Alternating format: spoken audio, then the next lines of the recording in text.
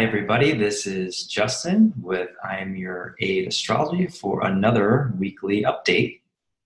And at the end of this video, I'm going to be giving some pointers on how to survive the coronavirus. But first, let's get into the charts.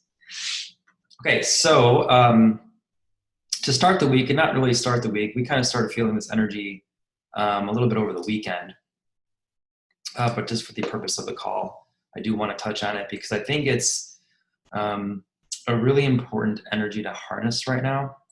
And what I'm discussing is Mars will be in a sextile with Neptune and the Sun. Also, the Sun will be in sextile with Pluto. I know that's a wide conjunction for the Sun and Neptune, but I think there's an energy that's kind of playing off each other. So I'll give you a great example of this. So Mars in Neptune is handling conflict with compassion. And with the Sun having a conversation with Pluto, I think it's tapping into some of more your hidden potential. To me, this is like superhuman willpower. So a great example of this, it was funny, I went shopping over the weekend, which was a terrible idea, just in preparation for how everyone is reacting to the situation. And a friend sent me this video of these two women in Australia literally like fist fighting over toilet paper. And, I think there's some impulsive times coming, and I'll get to that in the charts, but I obviously was out of toilet paper myself, and I went to a few different stores, large stores in the area here where I live, in the suburbs of Boise, and nothing was there. And instead of, joining the panic and the fray and the doomsday reactions of everyone surrounding me, I called around to some stores, and eventually I found a store, Natural Grocers, in the city of Boise. And I stayed very calm. I explained my situation, and I asked the back stock clerk if she could reserve some toilet paper for me.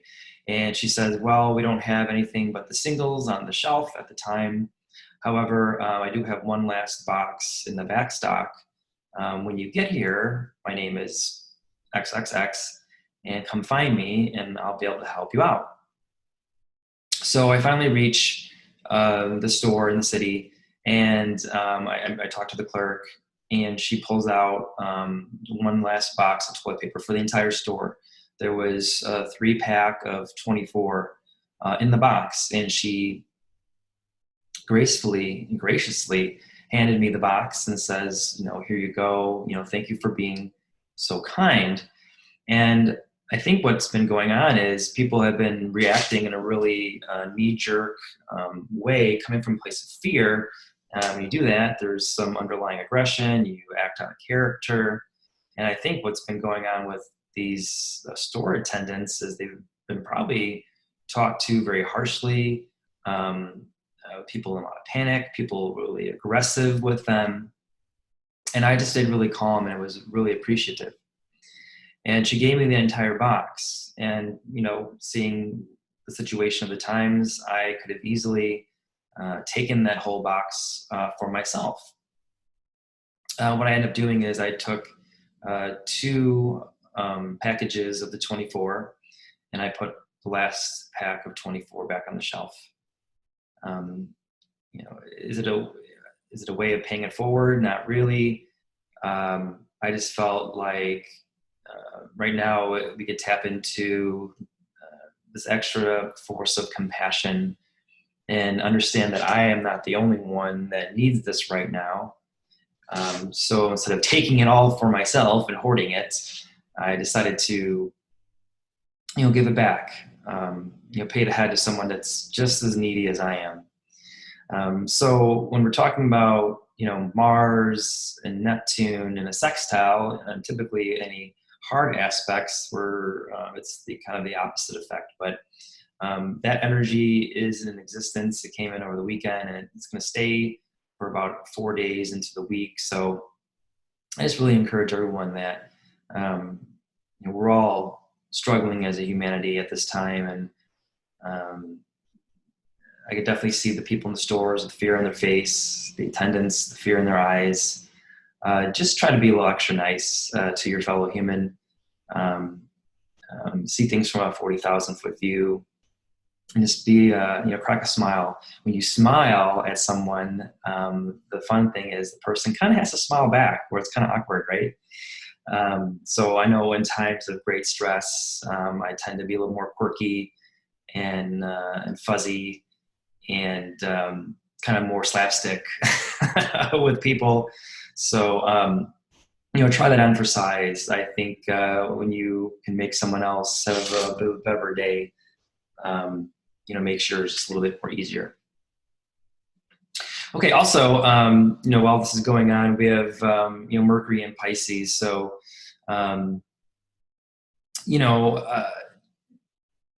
Mercury's back into Pisces. And again, it's overlooking details, being kind of foggy, can't see things clearly. So, there's a lot of propaganda of fear going on in the media, and it's really confusing people. We really don't know what is going on with the coronavirus. And I have my opinions. Some of my closer confidants have their opinions. I have met people with a strong opposition to my opinion. But whatever the case is, I think the one thing that we share in common right now is that we just all know, regardless of what the story is, that something seems a little off, something seems a little hairy and fuzzy. And I think we could at least agree to disagree, and at least agree together with that. So I want to talk about kind of the energies coming into the middle of the week here on the 19th to the 23rd.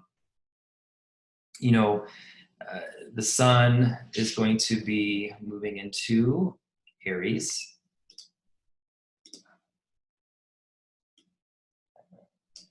And Mars will be conjunct Jupiter. So this is kind of like a double dose. Mars rules Aries, and Jupiter expands everything it touches. So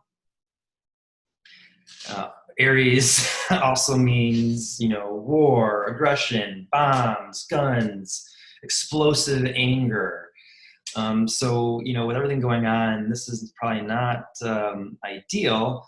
However, I think it makes a lot of sense from how people are reacting right now. And again, I'm going to re-encourage you to pull from this Neptunian energy. So what this means to me is, Aries is action without thought. They don't look before they leap. And I think we're all having some really knee-jerk reactions to things we're seeing in the media and the people around us. And Jupiter is obviously amplifying that. It can be really impulsive. And I think obviously it's important to prepare. But this is where kind of more accidents happen than we need to. Rushing into the store and maybe blowing a stop sign and getting into an accident, or fighting with someone in the store over a product that you need. Pulling all your money out of the bank, to try to hoard it for yourself, or keep stacks of cash under your pillow. Raiding the bank. right now, it's when you come from a place of reaction, you come from a place of surviving. And what, from a shamanic view, you want to kind of go on the opposite of that. Instead of a place of survival, you want to go to a place of thriving. And I think, in a lot of ways, I think Saturn changing signs is actually going to help us out a little bit. So Saturn on the 21st will be moving into Aquarius out of Capricorn. So there's kind of good to bad of this. So Saturn in the last degrees, you're going to feel things a little more intensely, as anytime a planet changes signs, you can see more notable experiences. And then with that, you're going to get a kind of a glimpse, a taste of what Saturn and Aquarius is going to be for you for about 2.5. Saturn stays in the sign for about 2.5 years, unless Saturn goes retrograde, which can make it more closer to 3. We'll just say 2.5 years on average. I think a couple things are going to happen here. I think, for one, I think we're going to have a nice release. Saturn has been doing some damage in all of our individual houses. For me personally, it's in my 4th house, and it's been a real struggle with family, home, my roots. At a certain point of the year, this past 2.5 years, I had to create some really harsh boundaries with family, and actually stop talking to both parents for a period of time. I'm still trying to work on one of those relationships, which it seems to be getting a little better, a little more reciprocal. And 4th house is your emotional foundation. So since we're talking about some really key relationships in the home, and other events in my life has been a real big test to my emotions. And maybe other years I would be able to handle things with a little bit more grace and ease. It was much more challenging over the last couple years. So we're all feeling this individually, depending on where this is placed in your chart. Most of you that follow me have, at least a moderate understanding to astrology. So, my channel is more dedicated to giving you things in a more Gemini way, quick, high-level bullet points, and knowledge is power. So I like to kind of, get you to the river, but not, drink the water for you. So, definitely pull up your charts to see where this has been affecting you the last few years. But Saturn is moving into Aquarius, and we'll get that release from what we've been feeling the last 2.5 years. I'm very excited to be moving on to a different set of karmic challenges, and that's what Saturn is. It's what we've come here to learn. It's what we've come here to master. If you tackle your Saturn head on, it's challenging, but it reaps great rewards. You could get to a much more place of ease, joy, and glory, and start unlocking your potential. Ultimately, Saturn kind of represses things, delays things, retards things. You have to work harder at it. So without really addressing Saturn completely, when the greater Saturn cycles come to pass, like the square, throughout our lives and Saturn return, it just makes that much harder for you. So it's good to tackle it sooner than later. That's just from my own experience as well. So with that, you could close the door. You move on to a new chapter of your life. Again, it's the start of a new karmic cycle. It comes in a really good time. Saturn, when you talk about Saturn, Saturn can look at things from a detached perspective, especially in Aquarius. Think of how a professor or a lecturer speaks. He's not tied directly to what he's speaking of, even though he's probably speaking about something very passionate to him, more of a scientific view. So, with that, you could see things a lot more rationally. You could see things from a higher view, a bird's eye view, instead of being in it in the fire. You could see things more collectively. So I think it's a great timing for Saturn to move with all this really aggressive, impulsive energy coming in with the Mars in Aries, Sun in Aries, Mars and Jupiter. So it can give us to step back and see things from a different angle. With Saturn coming into a certain house, you could build, you really fine tune things. You build. Aquarius is very innovative. They could take a broken structure and fix it. They're not the trying to stuff a circle into a square type people. They will just rebuild the game. It's in a lot of ways we need to kind of restructure our society. We're kind of seeing that in full flow, that we have a lot of Capricornian structures that need to be destroyed and uncreated for something better. With Saturn and Aquarius, you can develop things more long lasting. So obviously I use myself as an example. So I'm moving from the 4th house to the 5th house. So typically when Saturn moves from the 4th to 5th house, you have a more permanent move. Many of you know who've been following me. I've been going through the home purchasing process here in Boise. As this transit moves, and I'm waiting for the 28th to put in an offer on a home because the moon is void of course, and I believe it's a waxing moon in Taurus, so it's going to work out quite nice for me. This can be something more permanent. I've been kind of a gypsy throughout my life. This is my 37th move, and I'll be turning 37 on the 25th of April. So you can kind of see how Saturn is working. It's that tail end. It's that shifting into signs where there's like a culmination point, but it's at the end of the culmination point. It's something solid. It's something firm. It's something you count on. Now I have a strong foundation to leap off of. Saturn going from the 4th and 5th house. 5th house is it's play. It's romance. It's your pastime. It's your passion. So for me, back in December, I got engaged. So obviously leading up to the wedding, which I hope to be in December, is me taking my love life more seriously, which makes a lot of sense. Wedding planning, invitations. It's a very slow, Saturn, very slow, methodical process. Planning the wedding, putting down reservations, finding dinner halls, all these things. It's not something you just do overnight.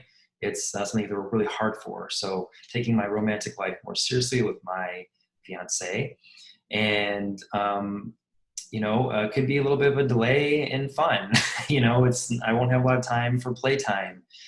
It's really going to be working on my career, working on my love life, and Saturn in 5th house also takes your passion, and it takes your passion more seriously, and take your passion into a way for you to, in a very Virgoan way, almost into a career. So, or a more focal part of your life.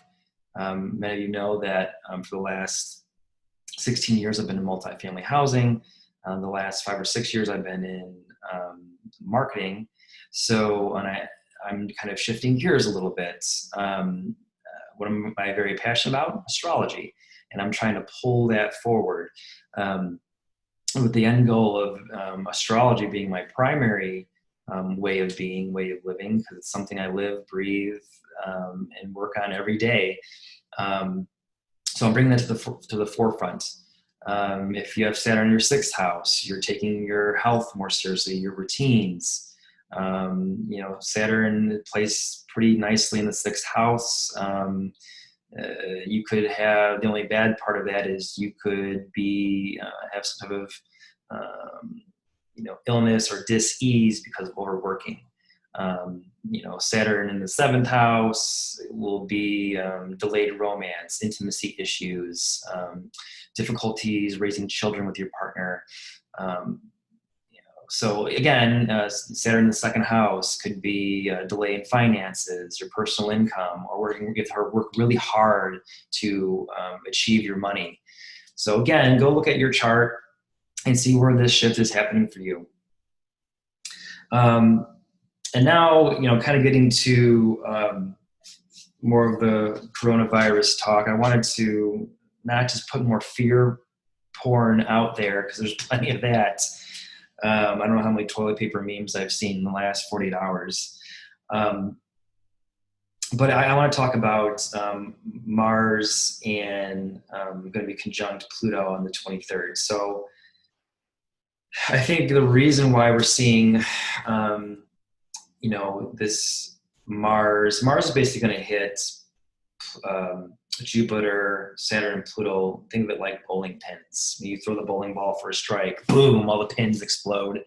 And I think that's what's going to be happening. And this can be happening in our interpersonal lives. I think a lot of this is a response to the collective. And we're talking about, Capricorn, structure, authority. I think there'll be some things coming out that are going to make us feel kind of restricted. Information that's going to be disruptive to our daily lives, upsetting information. Mars and Jupiter is going to expand this anger and aggression, and then Mars and Pluto. When you talk about Mars and Pluto natally, that is, it's like deep emotions coming to the surface. If you haven't dealt with them, that could channel into anger, rage, unfortunately physical violence, trauma. Mars and Pluto is fear of death. It's Mars and Pluto, they take things by force. So, and again, we're going to have a positive spin on all this, and knowledge is power. So if you have a fair warning of some of these things, you know how to act accordingly. And I think there'll be some things coming to light that we're not going to be very happy about.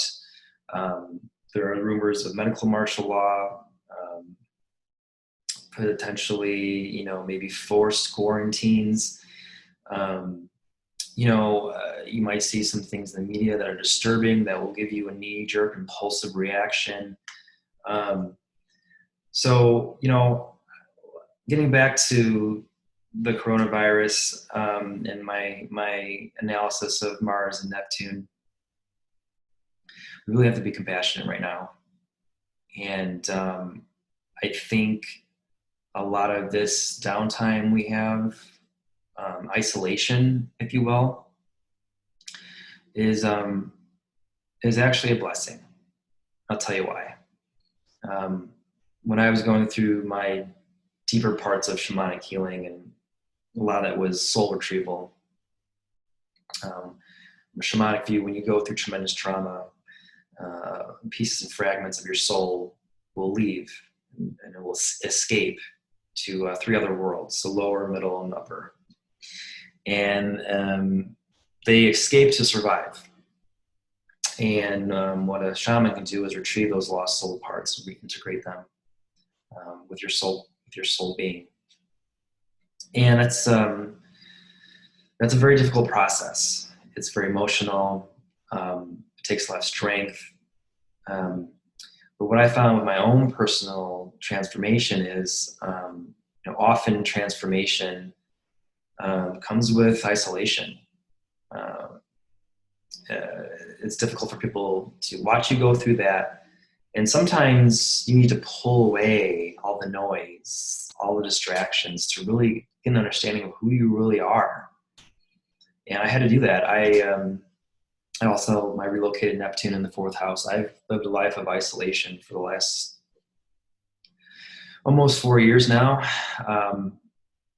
And a little harder for me because I'm a Libra rising, Libra moon.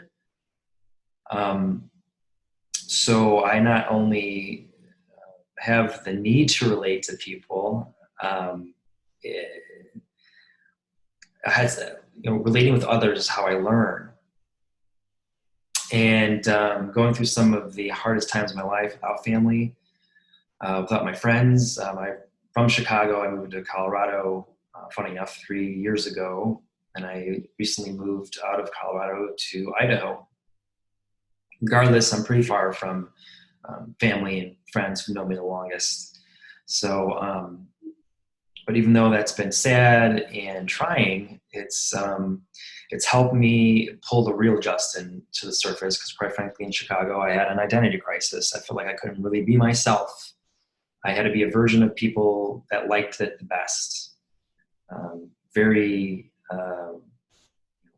very ascendant, is our mask we wear in the world. I didn't want to wear a mask anymore. I didn't want to be chastised for my spiritual approach to life. I didn't want to, I didn't want to hide it anymore. I'm an astrologer. People in my family who were highly religious would take issue with that. I wanted to be me.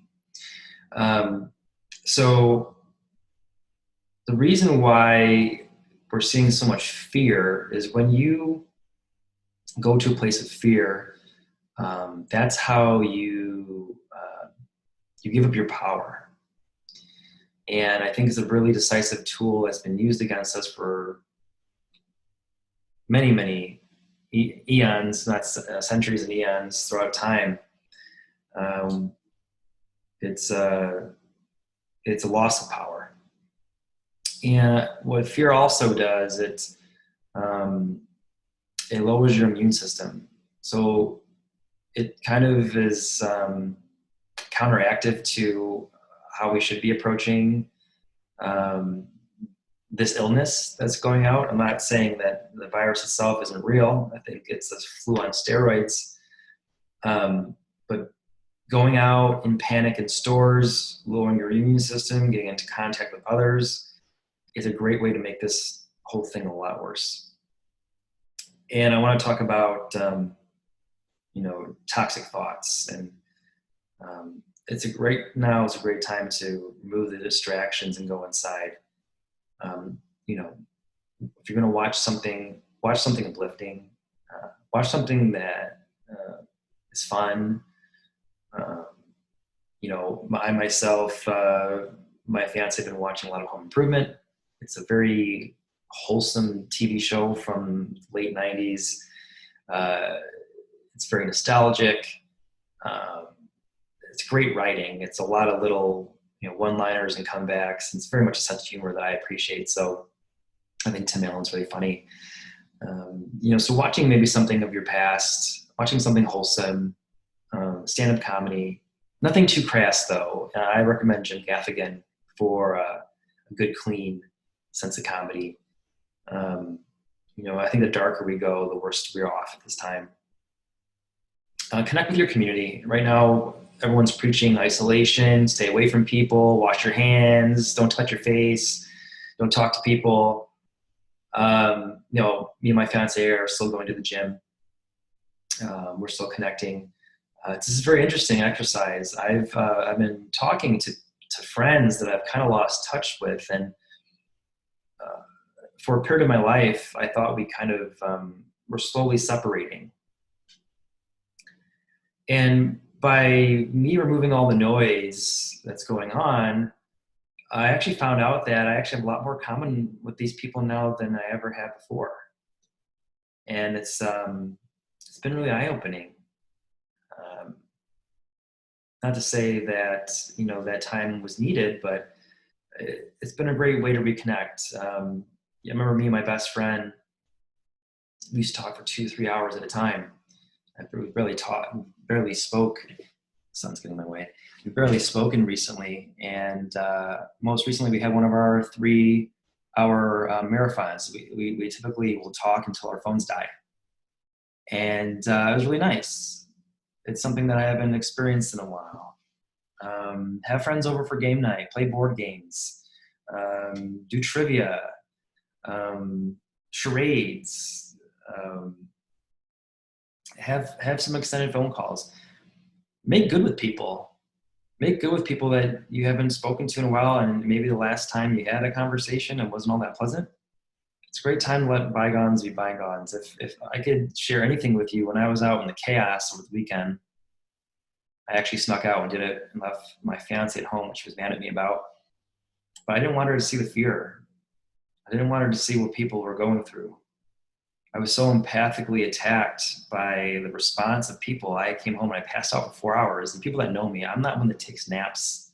I'm a dog with a bone. I'm used to working 70 hours a week. You know, nails to the pavement type of guy. I am definitely a person you want on your side. And all I thought about when I was out there was my family, which is my fiance and my 2 cats. And I was going to do anything in a positive way to come through for them. And I didn't care about anything else. I didn't care about how much I had in the bank account. I didn't care about my career. I didn't care about astrology at the moment. At times like this, you really put things in perspective in your life and what's real, what's important, and what's working you up. You know, I've been upset about a few things that happened to me in the beginning of the year with some of the squares to Uranus and Neptune, and the chaos has allowed me to let it go. I'm not angry with those people anymore.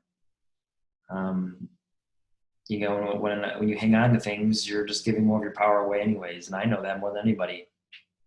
But I'm human. Lastly, a great way, and this is taught to me by Sandra Ingerman, a great way to deal with toxic thoughts is to learn something new.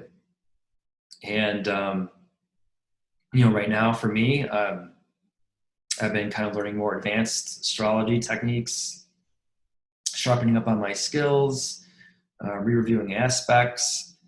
I'm also looking into other things to kind of broaden my approach to people, even going back and re-reviewing things. So a great way to do this is learn something new, grab a book, find some how-to videos on YouTube,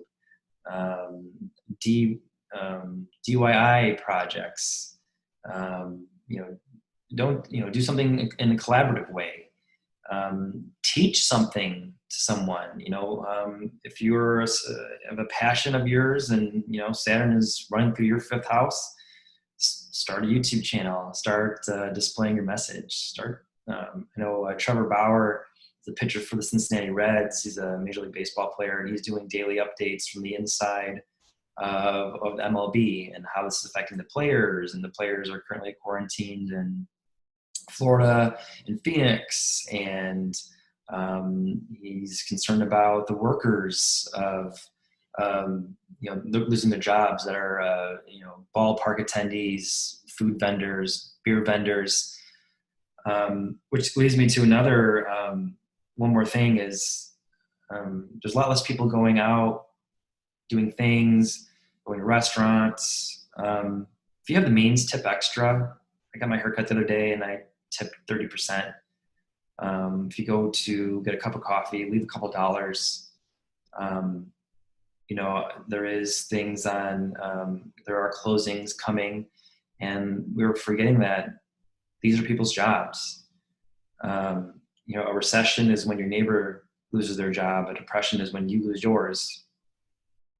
And, if you have the means, give back to where you can. If you don't even have money to give, here's a canned food. Here's a loaf of bread. Here's a smile. At the very least, give a smile. So just in closing, go inside in this time. Go deep. Get into a meditative state. Only there you can manifest your heart, your dreams, wishes, and desires. See yourself how you prefer to feel, what you prefer to see in this world. Send light and love to this world. From a shamanic view, we all have a star that represents us in the sky, and shamans can merge with their star and send radiant light.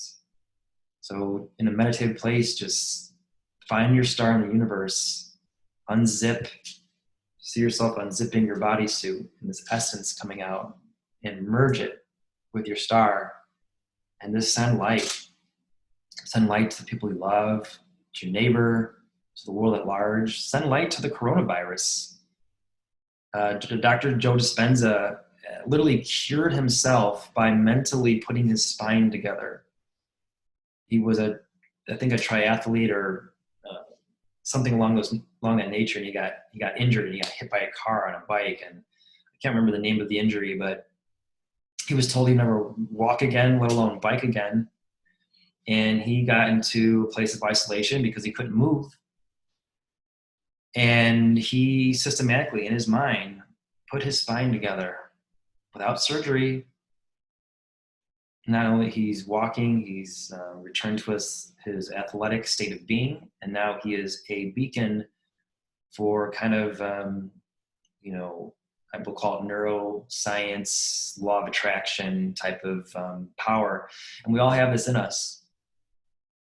Get into meditative state, get into nature. Don't shy away from your friends, connect even harder. Be responsible, but don't turn away from your fellow man right now.